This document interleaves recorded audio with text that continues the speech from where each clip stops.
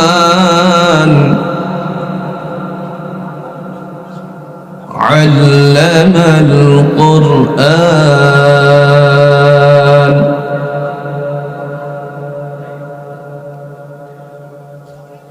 خلق الإنسان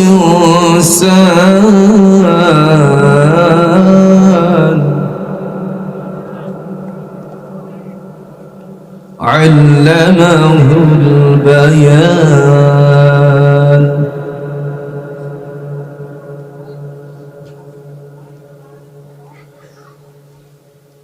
الرحمن علم القرآن خلق الإنسان علمه البيان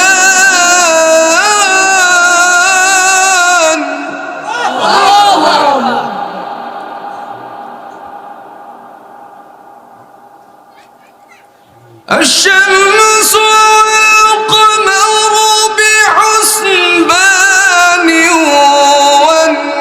والنجم والشجر يسجدان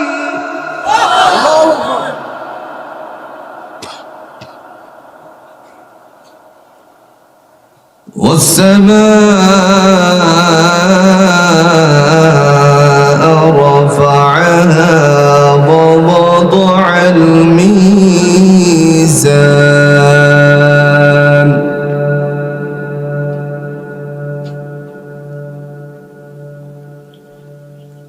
ألا تطغوا في الميزان وأقيموا الوزن بالقسط ولا تخسروا الميزان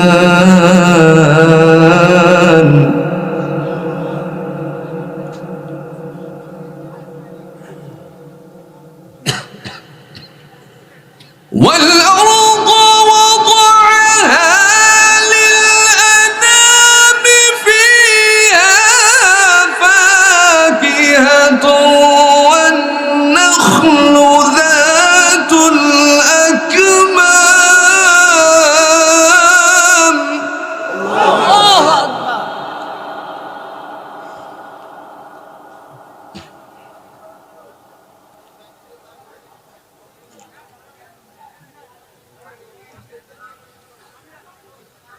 والحب ذو العصف والريحان فبأي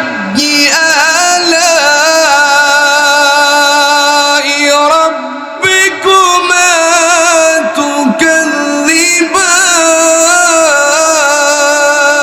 تكذبان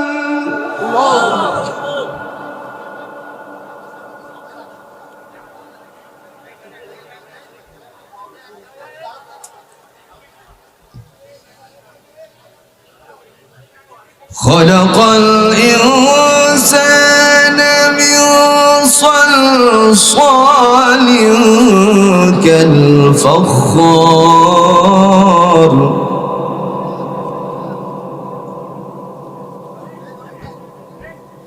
وخلق الجن من مارج من نار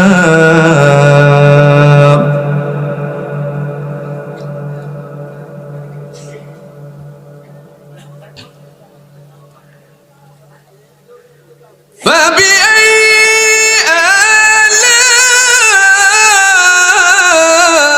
آلاء ربكما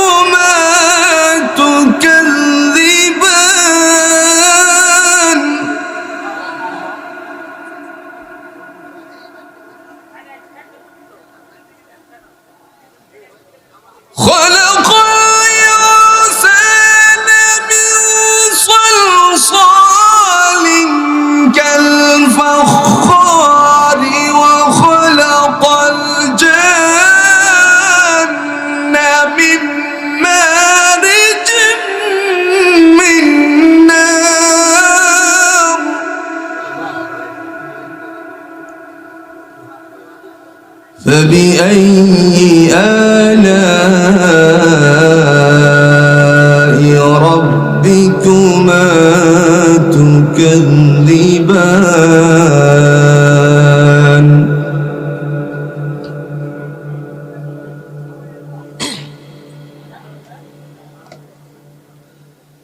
رب المشرقين ورب المغربين فبأي آلاء ربكما تكذبان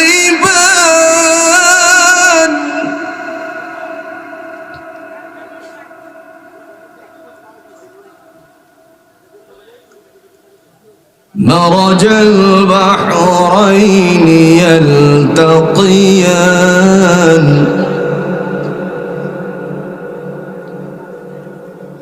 مرج البحرين يلتقيان بينهما برزخ لا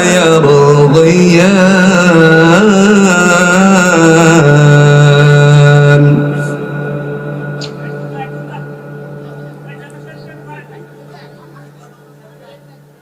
فبأي آلاء ربكما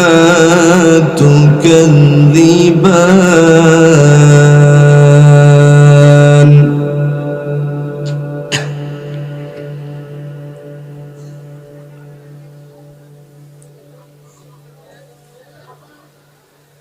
مرج البحرين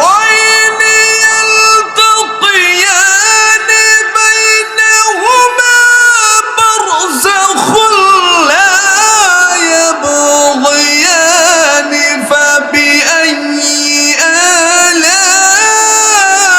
آلاء ربكما تكذبان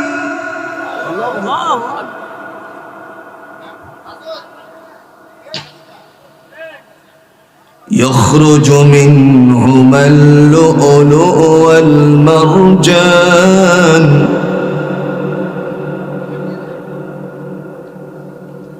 يخرج منهما اللؤلؤ والمرجان يخرج منهما اللؤلؤ والمرجان فبأي آلاء ربكما تكذبان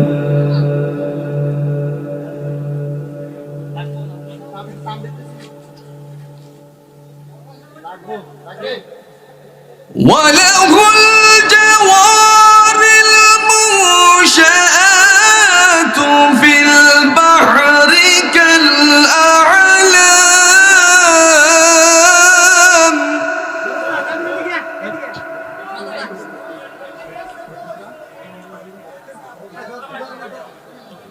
فبأي آلاء ربكما تكذبان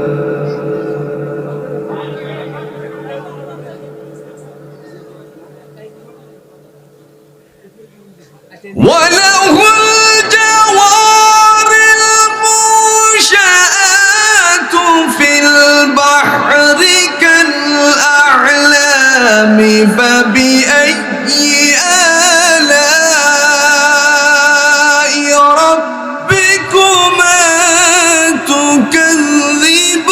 تكذبان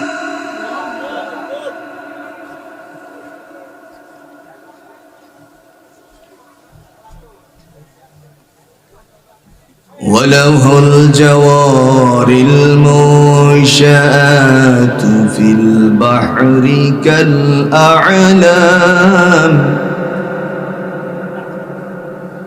فبأي آلاء ربكما تكذبان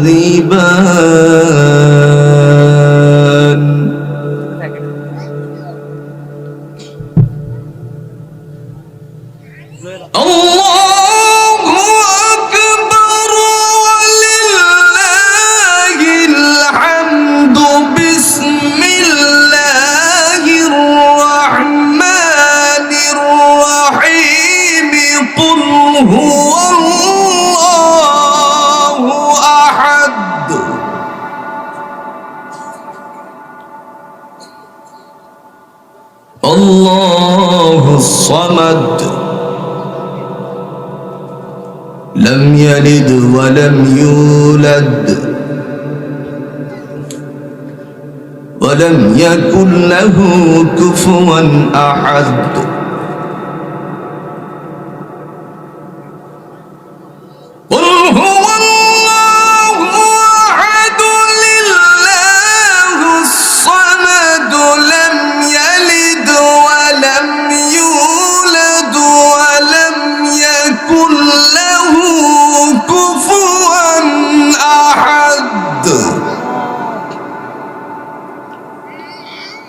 ولم يكن له كفوا أحد صدق الله العظيم সকলে দরুদ ইব্রাহিম পড়ুন আল্লাহুম্মা সাল্লি আলা মুহাম্মদ কামা সাল্লাইতা আলা ইব্রাহিম ওয়া আলা আলি ইব্রাহিম ইন্নাকা হামিদুম মাজিদ আল্লাহুম্মা বারিক আলা মুহাম্মদ وعلى آل محمد كما باركت على إبراهيم وعلى آل إبراهيم إنك حميد مجيد الحمد لله رب العالمين ربنا ظلمنا أنفسنا وإن لم تغفر لنا وترحمنا لنكونن من الخاسرين ربنا لا تزغ قلوبنا بعد إذ هديتنا وهب لنا من لدنك رحمة إنك أنت الوهاب আয় আল্লাহ তাআলা ঐতিহ্যবাহী কুমিল্লার বুড়িচঙ্গের অন্তর্গত বালিখারা দক্ষিণ পাড়া তোমার কতক বান্দারা অক্লান্ত পরিশ্রম করে 16তম বার্ষিকী ওয়াজ ও দুয়ার মাহফিলের ব্যবস্থাপনা করেছিল তোমার বান্দারা উলামায়ে ইকরামগণ কথা বলেছে আমি অদম কিছু কথা বললাম সমস্ত কথাগুলো মার্জনা করে দিও ফরন্ত সওয়াবের ভান্ডার বাড়িয়ে সোনার মদিনা তোমার রাসূল পাক সাল্লাল্লাহু আলাইহি সাল্লামের রওজা ধরে পৌঁছায়া দাও ইয়া আহকামাল হাকিমিন আজকের এই মাহফিলকে সার্থক করতে গিয়ে তোমার বান্দারা বান্দিরা ছুটে এসেছে মেহেরবানি করে প্রত্যেকের জন্য তোমার পক্ষ থেকে রহমতের দরওয়াজাটা খুলে দাও ও মালিক তোমার কতক বান্দার আজকের এই মাহফিলে দান করে গেছে প্রত্যেকের দানগুলোকে কবুল আর মঞ্জুর করে নিও সকলের দিনের মাকাসাদ হাসানাগুলো তুমি পূরণ করে দিও আয় আল্লাহ তাআলা যে যুবক বন্ধুরা আজকের এই মাহফিলকে সার্থক করতে গিয়ে অক্লান্ত পরিশ্রম করে আমার কাছে এত দূরেই ঢাকারি একেবারে যানজট এড়িয়ে তারপরে তোমার বান্দারা আমি ওদমের কাছে গিয়েছিল তোমার বান্দাদেরকে দ্বীনের জন্য কবুল আর মঞ্জুর করে দাও সবাইকে তুমি দ্বীনের জন্য কবুল আর মঞ্জুর করে নাও ও আমাদের মালিক আজকে আমরা যারা হাত বাড়ালাম কার কলিজার টুকরা মা দুনিয়ার জমিনে নাই কোথাও থেকে আসলে বলে যে গর্ভধারিণী সন্তানের চেহারার দিকে তাকিয়ে থাকতো আজকে সেই অনেকের মা দুনিয়ার জমিনে নাই রে আল্লাহ যাদের মা দুনিয়ার জমিন থেকে বিদায় হয়ে গেছে প্রত্যেকের মায়ের কবরটারে তুমি চিরতরে জান্নাতুল ফেরদাউস নসিব করে দিও যাদের বাবা নাই আল্লাহ সকলের বাবার কবরগুলোকে জান্নাতের বাগান বানাইয়া দিও। ইয়া আহকামাল হাকিমিন, কোথাও থেকে আসলে পরে পকেটের ভিতরে হাত ঢুকিয়ে মজা তালাশ করতাম আমরা। আজকে অনেকের সেই বাবা তোমার দরবারে শুয়ে আছে, তাকিয়ে আছে সন্তান যেন তার জন্য কিছু বলা বলি করে। যেই বাবারা দুনিয়ার জমিনে থেকে বিদায় হয়ে তোমার দরবারে শায়িত আছে রে আল্লাহ, প্রত্যেকের বাবার কবরগুলোকে তুমি জান্নাতুল ফেরদাউস নসিব করে দাও। ফুলের বাগিচা তোমার পক্ষ থেকে বানাইয়া নাও আল্লাহ।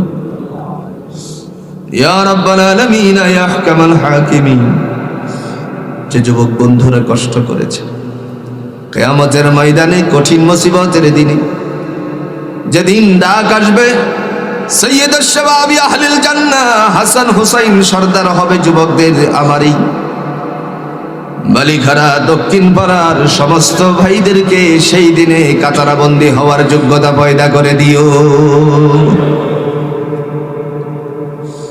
আয় আল্লাহ তাআলা, আমরা যারা হাত বাড়ালাম আমাদের সকলের জিন্দেগির গুনাহগুলো মাফ করে দাও। জানা অজানা সগীরা কবিরা শিরকি বেদাতি সকল প্রকার গুনাহগুলো থেকে মাহফুজি তলব করছি। মেহেরবানি করে আল্লাহ আমাদের সকলের জিন্দেগির গুনাহগুলো তুমি মাফ করে দাও। ও মালিক, উলামা ইকরামগণ হাত বাড়াইছে, মুরব্বীরা হাত বাড়াইছে, যুব সমাজ হাত বাড়াইছে, পর্দার অন্তরালে আমার মা বোনেরা হাত বাড়াইছে। মেহেরবানি করে সবাইকে তুমি মাফ করে দাও। তুমি ছাড়া কার কাছে আল্লাহ করিব রুদন, তুমি বিনে কে বুঝিবে আমরার মনেরই বেদন। ভাই বেরাদার বন্ধু স্বজন সকলকে ছাড়িয়া যেতে হবে গো আল্লাহ। স্ত্রী পুত্র কান্দিবে সেদিন নীরবে বসিয়া। জ্বালাইও না পোড়াইও না আল্লাহ আমরার দুজকের আগুনে, জ্বালাইও না পোড়াইও না আল্লাহ আমরার দুজকের আগুনে। এমন কঠিন আযাব সহিব কে মনে, এমন কঠিন আযাব সহিব কে মনে। আয় আল্লাহ, এই কোভিড-19 থেকে আমাদের সবাইকে হেফাজত করে নিও। রব্বে কারীম, এমন মওত দিও না যে মওতের কারণে মানুষেরা জানাজা পর্যন্ত আসতে চায় না। ও মালিক, আমাদেরকে ঈমান ওয়ালাদের সুস্থতার মত দান করে দিও রে আল্লাহ। আমাদের মধ্যে যারা অসুস্থ মেহেরবানি করে পরিপূর্ণ সুস্থতা দান করে দাও। যারা ঋণগ্রস্ত ঋণ থেকে মুক্ত হওয়ার তৌফিক দান করে দাও। যারা হাজতগ্রস্ত হাজত পূরণের ব্যবস্থাপনা করে দাও। ব্যবসায়িক ভাইদের ব্যবসার মধ্যে হালাল ভাবে বরকত দান করে দাও। চাকরিজীবী ভাইদের চাকরির মধ্যে বরকত দান করে দাও। কৃষিজীবী ভাইদের জমিনের মধ্যে উর্বরতা দান করে দাও। রাস্তাঘাটে যারা গাড়ি চালায় আল্লাহ মেহেরবানি করে এই রাস্তার যত ধরনের বিপদ আছে সমস্ত বিপদ আপদ থেকে সবাইকে হেফাজত করে নিও আল্লাহ। মাওলাই কারীম, আমাদের সবাইকে ঈমানের বোধ দান করে দিও। এটাই তোমার কাছে দয়াল আল্লাহ, এটাই আরাধনা। যেদিন পৃথিবী থেকে চলে যাওয়ার সময় হয়ে যাবে রে মালিক, তোমার নবী বলেছেন মান ক্বালা আখিরি কালামিহি লা ইলাহা ইল্লাল্লাহ দাখালাল জান্নাহ। মৃত্যুর সময় যার কালিমা নসিব হয় তার জান্নাতে পৌঁছাইয়া দিবা আল্লাহ। ইবাদতের মাধ্যমে তোমারে পাওয়া বড় কঠিন। ও মাওলাই করিম, গুনাহের দিকে তাকালে জাহান্নাম ছাড়া কিছু বাসে না, সওয়াবের দিকে তাকালে জান্নাতের আশাও করা যায় না। ইয়া আহকামাল হাকিমিন, তোমার দয়ার উপরে আমাদের সকলকে কালিমা নসিব করে তারপরে উঠাইয়া নিও। যেদিন পৃথিবীর মায়া মমতা ছেড়ে তোমার দরবারে যাওয়ার সময় হয়ে যাবে, মালাকুল মউত আজরাইলকে পাঠিয়ে দিবারে মালিক, সেদিন আমাদের সকলের জবানে জারি করাইয়া নিও লা ইলাহা ইল্লাল্লাহ মুহাম্মাদুর রাসূলুল্লাহ।